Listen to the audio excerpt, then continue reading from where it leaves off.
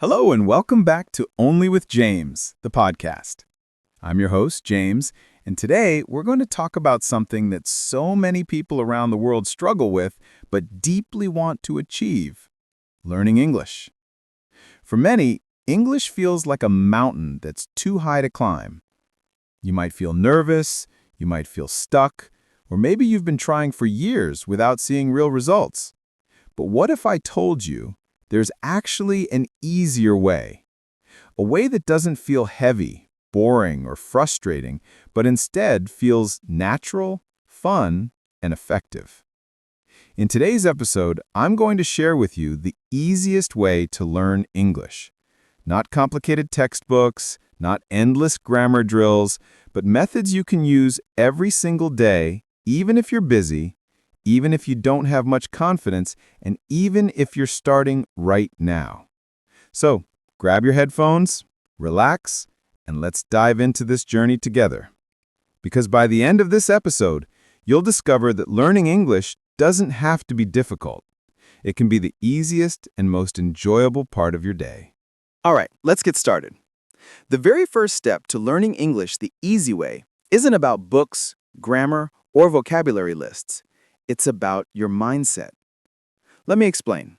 Most people think learning English is like doing math. They believe they have to memorize rules, study hundreds of words, and practice drills until they feel exhausted. And what happens? They give up. Because learning this way feels like punishment, not progress. But here's the truth.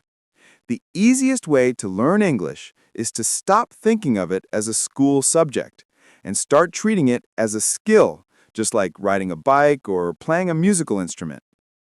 Think about when you were a child. Did you sit down with a grammar book to learn your first language? No. You listened, you repeated, you copied, you made mistakes, and you learned naturally. That's exactly how English can be learned, through listening, copying, and speaking daily in small, simple ways. So here's my first big tip. Make English a part of your daily life, not just a study subject. Instead of thinking, I must study for 1 hour every day, try this. Listen to English podcasts while walking, cooking, or cleaning. Repeat short sentences you hear from movies, TV shows, or YouTube. Use English for small tasks, like writing your shopping list, talking to yourself in the mirror, or even thinking in English when you're alone. When you do this, English stops being a heavy school subject and becomes a natural habit. And here's the magic. Habits are easy to continue. Let me give you an example. Imagine two people. One spends 2 hours every weekend trying to study English grammar. The other listens to 15 minutes of English podcasts every day, repeats what they hear, and uses English in small conversations online. Who do you think improves faster? It's the second person, because they've made English part of their lifestyle, not a chore. Now, I know what you might be thinking, but James, I don't have much time. Trust me, you don't need a lot of time. Even 10 to 15 minutes of daily practice is far more powerful than hours of study once a week. It's about consistency, not intensity. The easiest way to learn English is to make it light, fun, and constant. Just like drinking water every day. You don't drink a huge bucket once a week. You take small sips daily. That's how your brain wants to learn a language. So before we move to the next part, I want you to ask yourself, how can I add small, daily doses of English into my routine? Can you listen while commuting? Can you speak to yourself while cooking? Can you switch your phone to English? These little changes are powerful. Remember, the key is not to study harder, but to study smarter. And smarter means making English part of your everyday life. Now that you understand the importance of making English part of your daily life, let's talk about one of the most effective and easiest techniques you can use to actually speak better. It's called shadowing. You might be wondering, what is shadowing? It's simple. Shadowing means listening to someone speak English, like me, or an actor in a movie, or a YouTube video. And then repeating what they say almost at the same time, like a shadow following them. That's why it's called shadowing. Here's why this works so well. When you shadow, you are training your ears, your mouth, and your brain all at the same time. You're not just memorizing words, you're copying real pronunciation, rhythm, and tone. You're learning how English sounds in real life, not just how it looks on paper. Let me give you an example. Imagine you're listening to the sentence, "I don't have much time today." Instead of writing it down and translating it, you immediately repeat after the speaker. "I don't have much time today." Try to match the speed, the voice, and the natural flow. At first, it will feel strange. You might not be perfect. But with practice, your brain and mouth will start working together, and suddenly speaking English will feel smoother, more automatic. The beauty of shadowing is that you don't need a teacher. You don't need expensive classes. You can do it with any podcast, any video, or even this episode. Just play a short clip, pause if you need to, repeat, and then play again. Slowly, your pronunciation, fluency, and confidence will grow. Now here's the important part. Start small. Don't try to shadow for 30 minutes at once. Begin with 2 or 3 minutes a day. Pick one short video or audio, repeat it every day for a week, and you'll be amazed at how much your speech improves. Another tip, don't worry if you don't understand every word.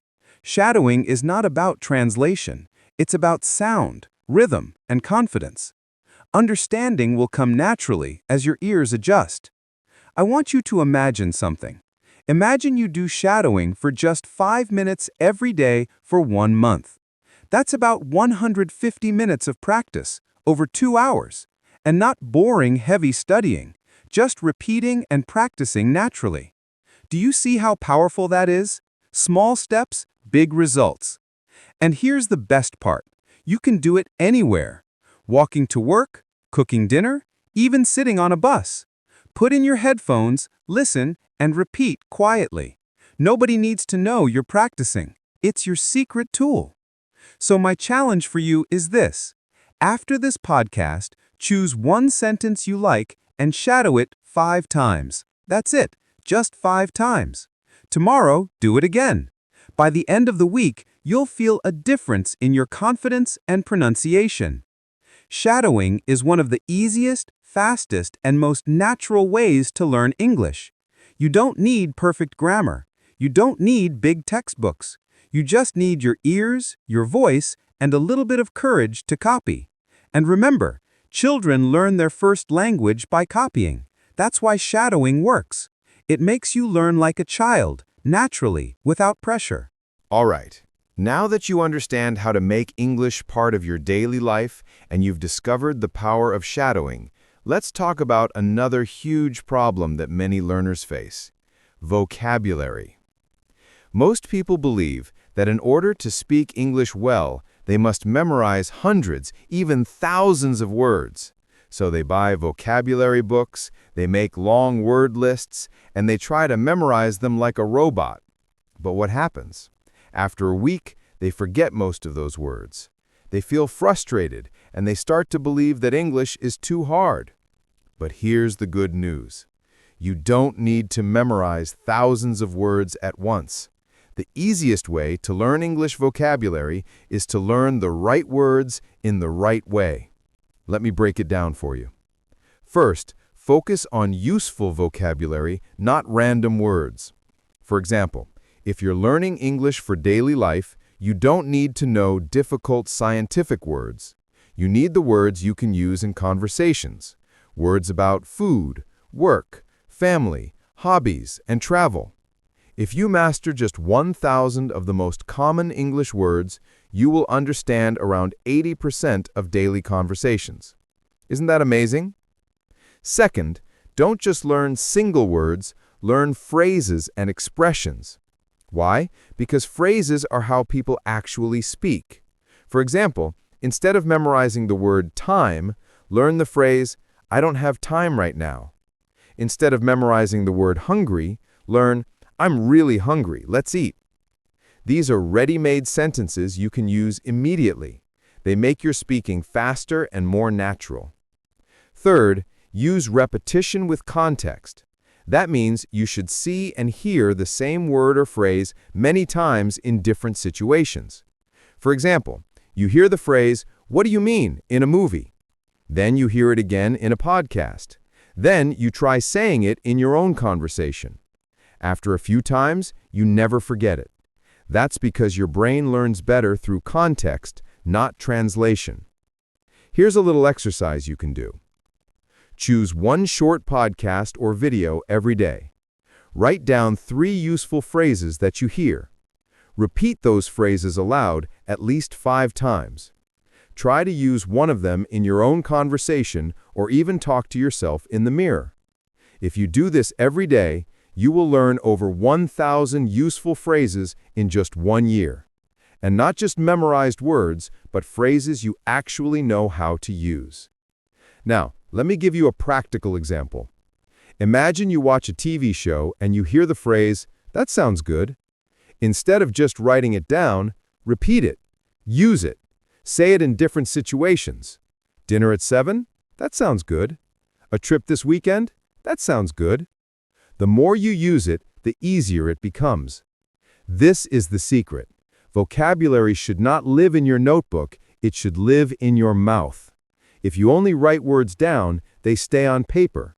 But if you say them, hear them, and use them, they become part of your English forever.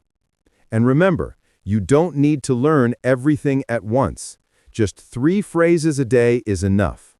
That's over 1,000 phrases a year. Imagine how fluent you'll sound after that.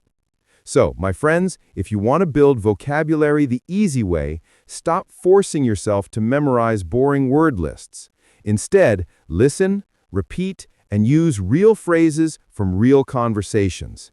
Make them yours. That's how you grow your English naturally, without stress. Welcome back, my friends. Now that we've talked about listening, vocabulary, and practicing in real situations, let's focus on something many learners struggle with: confidence. You see, the biggest enemy of English learners is not grammar, it's not vocabulary, it's not even pronunciation. The biggest enemy is fear. Fear of making mistakes, fear of sounding silly, fear of people laughing at you. But let me tell you a secret. Every successful English speaker you admire once sounded just like you. They made mistakes, they forgot words, they mixed up grammar. Even I, James, when I learned another language, I made so many mistakes. But those mistakes were my teachers. So how do we build confidence in English? Let me share some powerful strategies. First, practice speaking to yourself. Yes, talk to yourself in English. Describe what you are doing. I am cooking rice. I am opening the window. I am reading this book. It may sound strange, but this trains your brain to think in English. And guess what? You don't need anyone to listen. You can practice anytime, anywhere. Second, use the mirror technique. Stand in front of a mirror, look at yourself, and speak in English. Imagine you are in an interview or giving a presentation.